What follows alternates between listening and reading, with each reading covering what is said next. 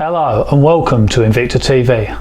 As lockdown continues, it's been 3 months since the ball was last kicked at the BuildKent Stadium, so we decided to catch up with defenders Vincent and Matt Newman. In part 1, hear how the lads are using the break as a positive as they battle with injuries, how many times JV has retweeted his goal against Hornchurch, and Matt's frustration about going viral for a video of him tackling the corner flag.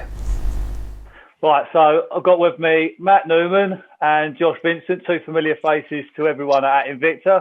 First of all, boys, how you been? I've been good, thanks. Well, as good as you can be. I'm bored, as I reckon everyone else is in the world, and I want to get back to some football, but we're all healthy here, so I can't complain. JV? Yeah, all good here. This is a bit controversial, but I've only just started missing football for the last month, probably. Well, that does surprise me because you were in pain for most of the season, weren't you? So yeah, see, that's the thing. I needed some time off, so it's worked out pretty well. Even Matt as well. Matt's been injured, but obviously now I guess you're getting fitter now. Well, I can run. I mean, my knee's not bad, but I'm unfit. Yeah, so but I'll be all right by the time we go back in August. Yeah, see, I'm missing it now. Now goals shut as well. I'm ready to get back. And so how's it been with you boys and the rest of the squad since November? Obviously, you're not seeing each other 2-3 times a week, so it's got to be a bit of a different dynamic between a lot of you. Yeah, well, obviously we're all in the WhatsApp group, but no one's doing anything, so there's not even much chat going on in there really, because no one's doing anything different or nothing. There's nothing going on, so there's nothing to talk about. Yeah, I'm missing it really. I'm missing the dynamic of the lads and the camaraderie and being involved. Like Jay said, we'd still talk on WhatsApp, but that's mainly to dig Jordan out. And apart from that, there's not much else on there. So it's tough. It's tough for everyone, isn't it? So it is what it is.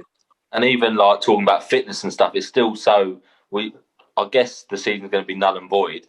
So even if you go out and get you can keep sort of half fit, but there's nothing really to aim for. If we start next season, we still got so long to get fit closer towards the time as well. So it's a bit weird. There's nothing to look forward to at the moment. We don't really know what's going on.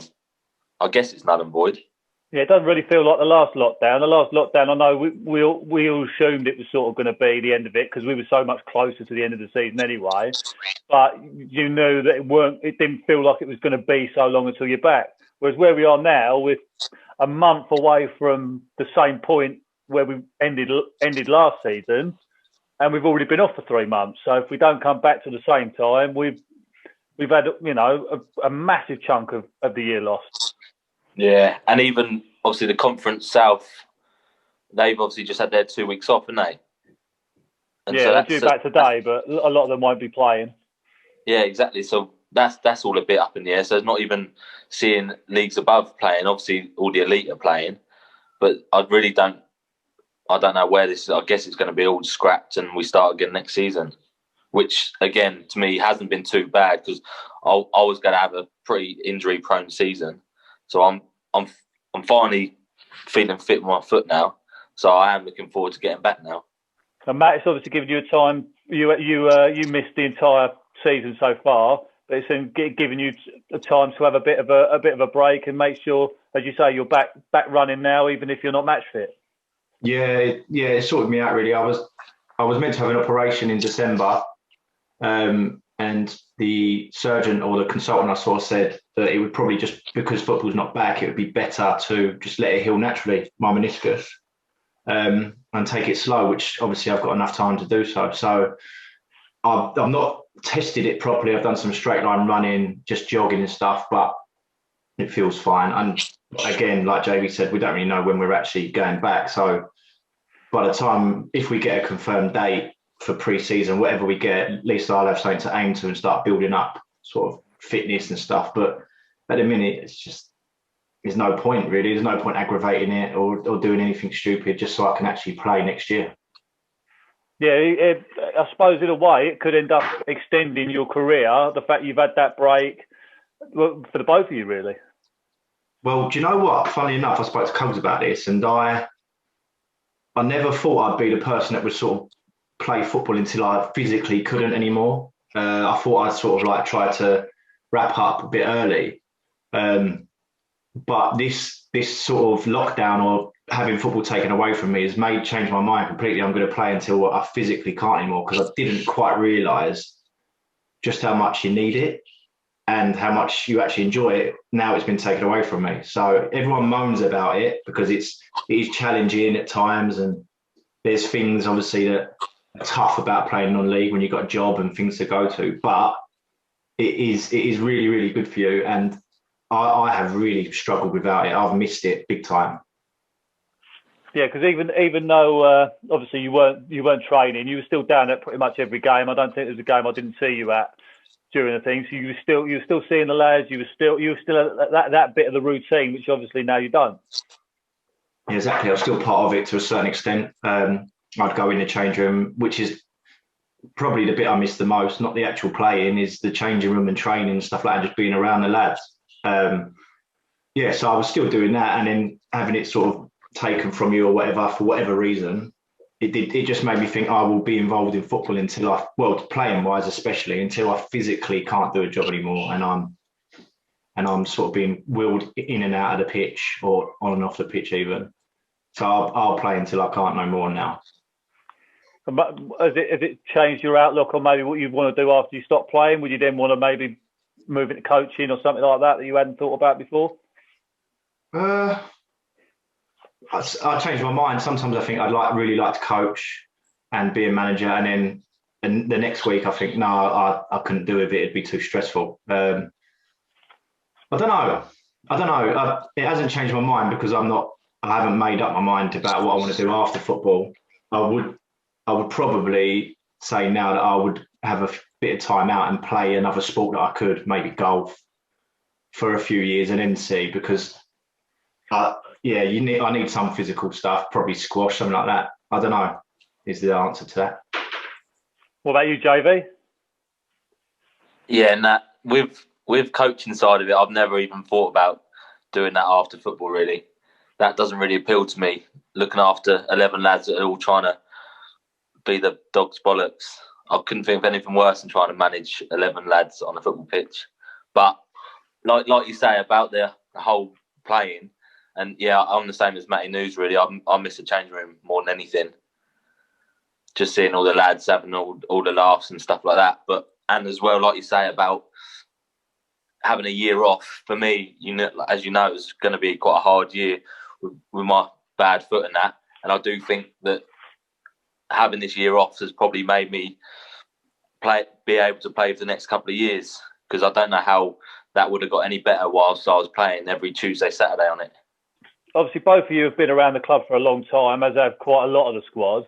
So it's not like, even with the short season, it was a group of players that you'd only known a few months. You know a lot of them for an awful long time. So that is quite something to be taken away from you.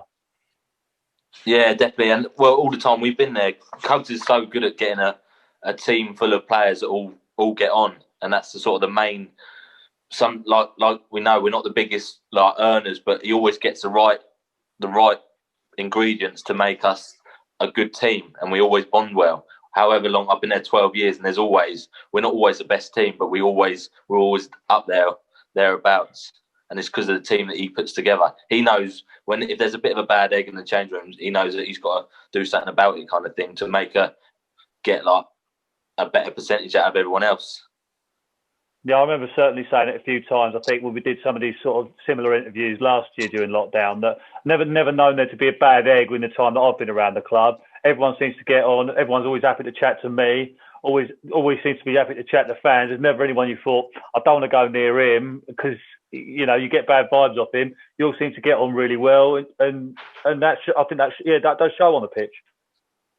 Yeah, and he does. I think he meets his players before he signs them and stuff. He knows what he's looking for.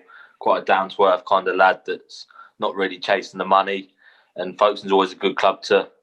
I think we got a name for ourselves now. Being up in the Ryman Prem for the last couple of seasons, we're always up the top, and even that speaks for itself. We always got players that wanting to play for Folkestone. So in a way, I think Coates gets to pick and choose the players he wants, really. Yeah, I mean, he took a player from Sittingbourne's bench not so long ago, and he's now turned out for Grimsby on a Saturday. Yeah, I don't know. He's not even in the team today, to be fair, but he is there somewhere. To be fair, I think that was social media. That was a bit of a masterstroke from the players, because I'm pretty sure that we all said that lad there who kept running at us. I don't think I was playing that game. I think Starkey was, but I think Newman and Callum were, and they're like, he's not a bad little player. He keeps running at us. So I think it was sort of the players that said to Cugs, he ain't a bad player to try and get hold of.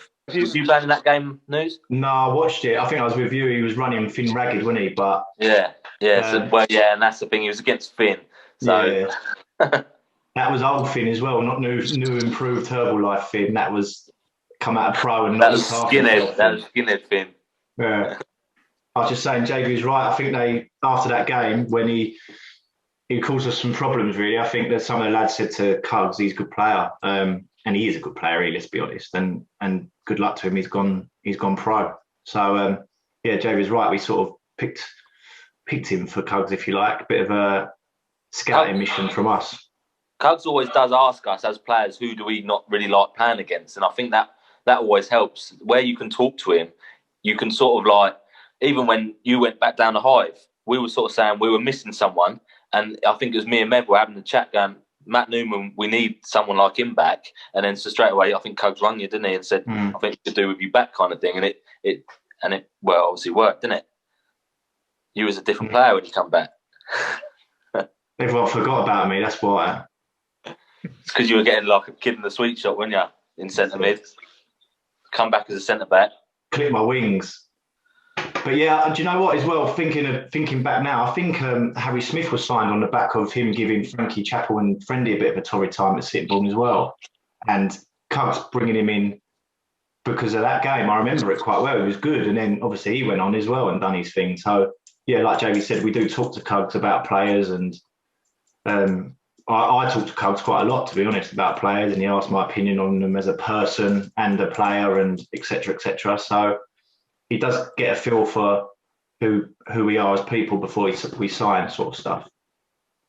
Yeah, I mean, it's not like people might get an impression from on Football Manager, especially down at our level with scouting. It's not like Cugs can go and watch players in our leagues at 3 o'clock on a Saturday. He can only see what's in front of him. Yeah, exactly. And even when there's obviously other teams, if you're really good, you know you're going to be. They're trying out at Dover, Maidstone. There's a lot of teams around this area that they could always Dartford go and play for them. But so you sort of got to try and. That's why you've got to pick people from like Sittingbourne and try and pick out good people from lower leagues. And he's obviously got an eye for that. And obviously with the help of us boys, all these people that we've just said about, Ira, Harry, Johan was youth, but he picks them, develops them, and then they go on to bigger and better things. So I think it's a good little thing. Yeah, obviously with Ira leaving, he picked up Dave Smith, and he was rattling in the goals up until November. Yeah, he's looking a good player, to be fair. I think we're just missing someone near him, really, around him. Someone, because obviously Dave was scoring, but there's no one else really chipping in goal other than me, obviously. But yeah, coming to that, you obviously you had to chip in with a tap-in in the final game. I don't want to talk about it, honestly. I just don't want to talk about it. Jesus. So, Matt, asking you, were you at that Hornchurch game? No, I wasn't there. I don't think I was. I wasn't there because I would have remembered being there. But I feel like I have the Matt JV's retweeted that goal. That ain't me. That's the 37,000 other people. Yeah, I've seen it. I've seen it at every angle. I've seen it on every social media platform. To be fair, it was a good goal. I'll give him that. And JV, you have actually got a good strike, to be fair. It's weird technique. It comes off like a strange part of your foot. It's like a flat strike, but you can hit a good ball, so it's not surprising you scored that, to be honest. Nah, I know I'm always scoring goals as well, aren't I? Yeah, you are, to be fair. I just need to work on my celebration, but... Nah, it was nice. It was natural. A little story for people about that. I obviously finished at I'm about 11 o'clock that night after the game. Upload all the footage. I'll upload all the footage onto the thing. Get in the bed, sit down with a laptop, start editing, get away, cup of tea, maybe a bit of toast. You know, nice. It's a nice night. I fall asleep with the laptop on me. I don't normally do that when I'm editing because I quite enjoy it. Wake up at 6:30, 7 o'clock in the morning. My phone's going off. It's JV. Have you got that video for us yet? Have you got that video for us yet? To be fair, I would post it. I would post my it. Instagram was getting a bit dead. It needed livening up. It was. I would post it. I've posted worse, and I've asked for worse. To be honest, I've asked for like crossfield passes to be sent to me and things like that. So I've got no hesitation to accept that from JV. Good goal. I would want the video. I'll take that off you boys. It's occasionally when players of other clubs ask me if I can dig out their crossfield passes, get a few messages like that. Can you? I made this cross in the 13th minute. Can you find that for us? I'm more telling you not to post things. Remember I told you not to post that tackle? And you tried to stick that one up, and I thought, no, that's not for internet, actually. I was never going to post that one because I saw the state of the fella's leg from quite a close angle when that happened. That wasn't very nice. What about that tackle, the corner flag as well? Yeah, he posted that. That's what I'm talking about. Told him that not to. That got nearly as many views. Huh? That got nearly as many views as JB's goal, to be fair. Yeah, I know. You stitched me up. Look, if you're gonna 2-foot tackle a corner flag at a time where we haven't got much content, we've got nowadays we might just leave it. But back then, that was the early days of Invicta TV. We ain't got a lot going on. We've got to post stuff like that. Yeah, it's fine. It's done now. It's in the. I've been. Do you know how many times that's been sent into group chats that I'm on, and I've been dug out about it. Even like people that don't know anything about Folkestone, it gets sent to me. That's not on that though, because that old camera wasn't even that good. You can't even tell it was you on it. We can. I can tell it's me. But anyway, done now. It is what it is. What I'll try and do for you is try and knock out more of the, like your headers against Margate. Try and push them more next season. Yeah, that'd be better. You just got to get more. No falling over. No, do you know what as well? There was another one you put up, and I got bodied by someone, and they scored. And you stuck that up as well. I swear you've done about 7 replays as well. Oh, I'm trying to remember. I remember this vaguely. I tried to chop the geezer, and he read me, bodied me, and then scored. I remember. He did it in front. He did it in front of the terracing end because it was down on that near side. Yeah, he put that up as well. But I can't do highlights and not put the other team's goals in there. But he bodied me and he went on a run. You could have chopped that bit out where he bodied me and just let him go on a run. But it's all right. I was trying to show the viewers that he failed you. It weren't a foul. He just bodied me. I bounced off him. The one thing I did want to do was when we got turned over by Chatham in the FA Cup this year, they handballed it twice in the build-up to goals, and I really wanted to put them in, but I thought I'd be good and wouldn't be bitter about getting beat and knocked out of the FA Cup. So JV could have done with that because that was one of his mistakes, wasn't it, Jay? Yeah, I know. And yeah, that's a horrible game. That was probably the worst game I've actually been involved with at Folkestone, and it actually is. And it's always seems to be an FA Cup game as well. So it just felt awful, and I was looking around, and everyone else was just like, I don't know what's going on. But I said to you last season that all I want now is a bit of an FA Cup run or something like that. FA Trophy, FA Cup. And obviously this season wasn't the way. Yeah, to be fair, they are a good side and you'd expect to see them at this level before long. But we didn't play well at all, though. We should have won, but it's one to forget as well, that one. Yeah, that's one we'll consign that to the memory banks. It got quite a few views from Chatham fans on the social media, but it's not one I'm doing the old on this day last year sort of thing. Don't bring that one up again. Come September, that one's been along with the Kings Langley one. That's the two I remember. They're consigned to history. Honestly, even before that, we had one at Badshot League. That was about 10 years ago, and it was exactly the same. Lower League, FA Cup, and we were just all awful. I've not had luck in the FA Cup really. No, it's annoying when you see a club like Marine. Good luck to them and that. But when you see them in the third round of the FA Cup playing Tottenham, you think it could be us, you know.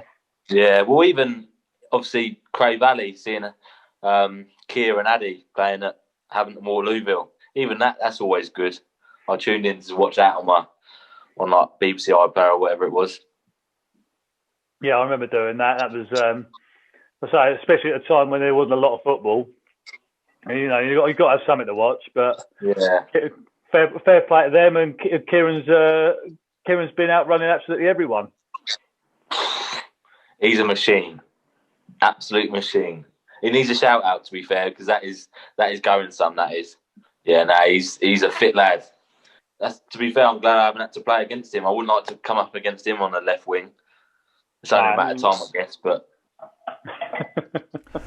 that's all for part 1. Join us again next week for part 2 when we ask Josh and Matt to put together their ultimate Invicta 11. Find out which players they're talking about in this preview. Today's game, I think he'd be effective in the 10.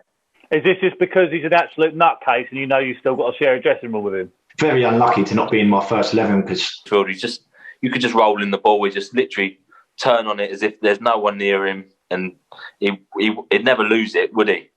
And he was, honestly, I've never seen anything like it. He was brilliant. He's not, yeah, he can stay on the bench, but he is a Folkestone legend though. So that doesn't, even if he doesn't get in our team, I think in 5 years' time we'll be talking about a player who's played quite a lot of potentially conference games because he's good. He's a very good footballer. Ability-wise, he's probably head and shoulders above them, and he should be ability-wise playing league football. As much as it pains me because he's very annoying. I'm gonna make sure I tag him in when this video goes out. I wouldn't do it. Don't do it. So many thanks to Josh and Matt for taking the time to speak to us. Former Invicta winger Kieran McCann's charity efforts got a mention in this video. So if anybody looking to find out about his heroic efforts, we will include a link in the description.